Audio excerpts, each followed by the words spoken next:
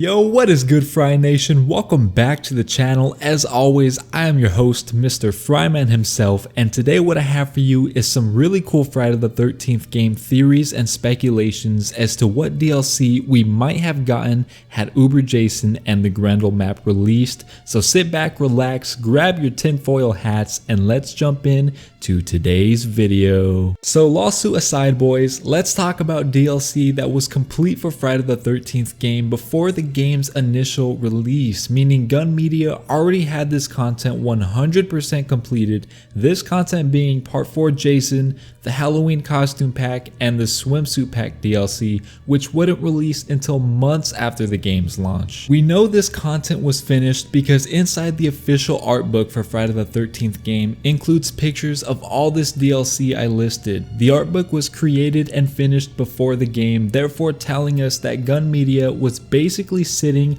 on unreleased content until they felt like announcing it again, because Part 4 Jason and those clothing packs wouldn't release until way later down the line. So if Gun Media allegedly already has their content planned for the future somewhat completed, that leaves the question, what else did Gun Media finish or start working on but weren't able to share with us? We know for sure that we were getting Uber Jason alongside his unique kills, which were 100% animated and playable. He just didn't have his unique theme music finished, therefore halting the DLC's release at just the wrong time, as the lawsuit would soon take place, causing any future or completed content to be completely cancelled. We're familiar with the DLC roadmap that was leading up to the Jason X DLC. What was to be revealed next on the map is a mystery. However, if we had completed this DLC roadmap, it'd lead to a completely brand new one.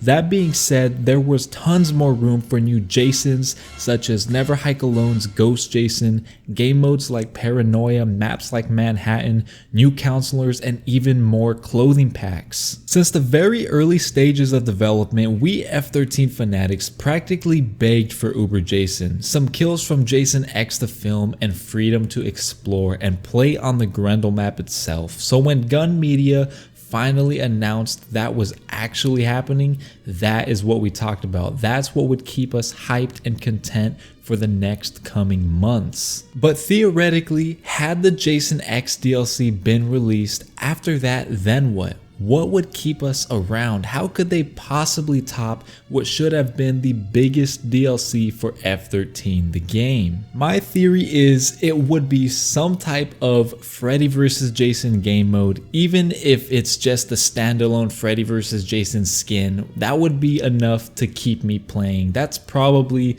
one of the sickest looking Jasons in my personal opinion. I know time and time again developers of the game stated that the 2009 reboot Jason and Freddy vs. Jason skins wouldn't be possible to implement into the game due to licensing issues, but time and time again they've come out and said something wasn't possible, only to later surprise us with some huge announcement of said thing that wasn't originally possible. So I'm not reaching too far here. So why do I think this? In the Virtual Cabin 1.0, we'll call it, Freddy Krueger is directly referenced himself. Upon entering the Jason room and looking at Part 9 Jason's bio, you'll actually see that it's different than the one you see in Virtual Cabin 2.0. Here it reads, "No doubt the most divisive entry in the franchise, Jason Goes to Hell's decision to focus on the possession angle meant virtually no screen time for Jason himself. You can see how this might be a problem. Still, the film had an array of brutal kills, a cool Jason design, and a demonic soundtrack created by Harry Manfredini. Freddy's appearance at the end was controversial, but it helped set the stage for Freddy vs. Jason. Not to mention the Tom Savini designed Jason created exclusively for our game." So not only is the film Freddy vs. Jason directly referenced, but they go on to say that Tom Savini's designed Jason actually carried over the scratch marks that Freddy left behind on Jason's mask from the ending of Part 9, Jason Goes to Hell. Savini Jason's bio provides further evidence of Freddy Krueger existing in this game's universe. It reads, At the end of Friday the 13th Part 9, Jason Goes to Hell, we find our beloved antagonist drugged into hell by none other than Freddy Krueger himself.